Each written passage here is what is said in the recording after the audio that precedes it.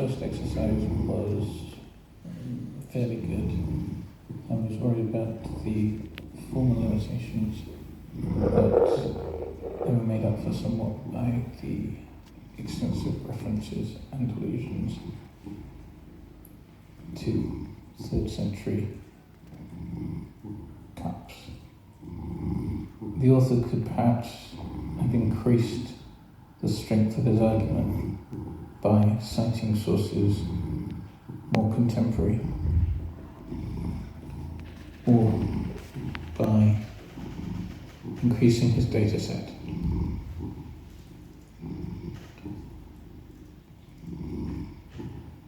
On the whole, there was a medium level of imaginative imagery. The language, I would say, was strong,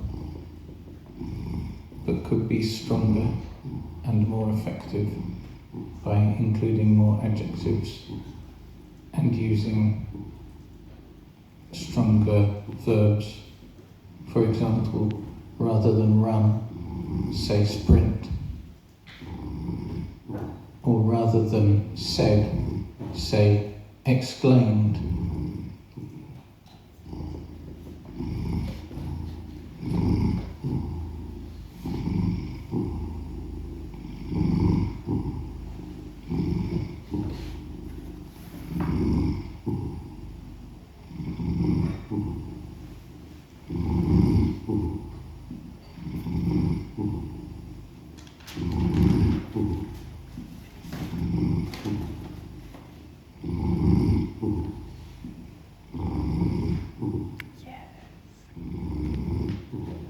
The report was a fairly good effort for a first time, but there were some areas that were not covered and that should have been.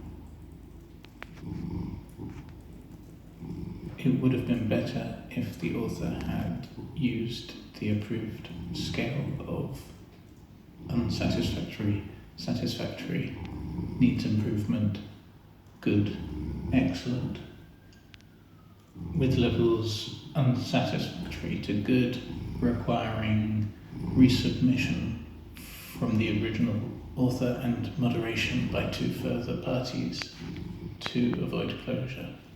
The report itself was correct to point out the failures of using effective and strong language, but itself failed to employ such terms. Instead of exclaiming said, they should have exclaimed exclaimed. Nevertheless, the author did well to avoid the outmoded terms for exclamation such as ejaculation, which might be read as culturally inappropriate. Insufficient thought was given, I feel, to the decision of which boxes to tick between 1 and 10. Many of the boxes were ticked 9 or 10, in spite of indications within the text itself which would not suggest these levels of excellence.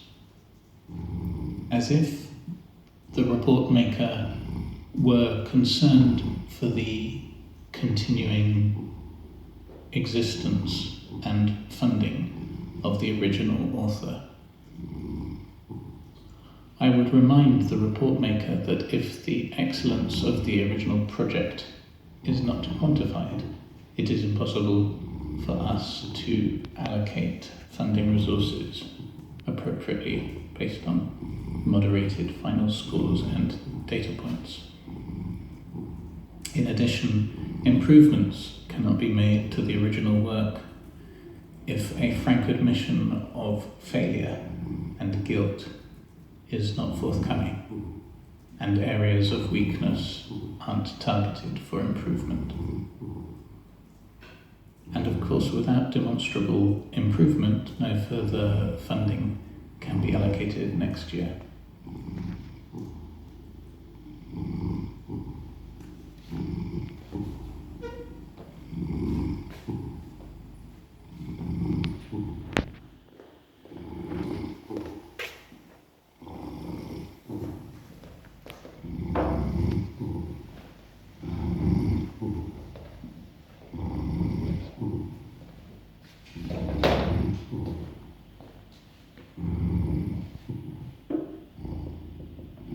report on the report was mostly the standard I would expect from this experienced second-level reporter.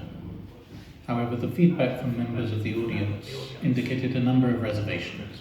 1. The reporter appeared to be speaking quite slowly and haltingly, as if making it up on the spot. The audience felt that they were entitled to more preparation from this particular reporter, given that it is their tax pounds that are going into funding his salary. 2.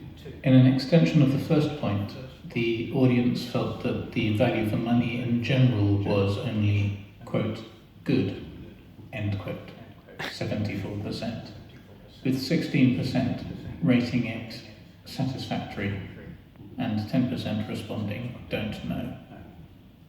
3.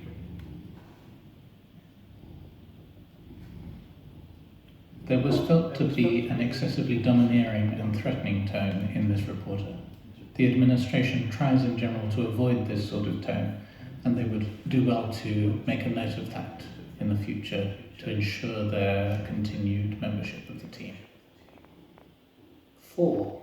At points, the audience felt it was unclear what the underlying message was. Where they did detect some sort of message, it was often then immediately contradicted. Once again, the issue of tax pounds was raised, with an anxiety raised around the idea that there might be little value to something which was mostly form and not content. Finally, and somewhat in contradiction of the last point, it was felt that some of the points made were rather heavy-handed.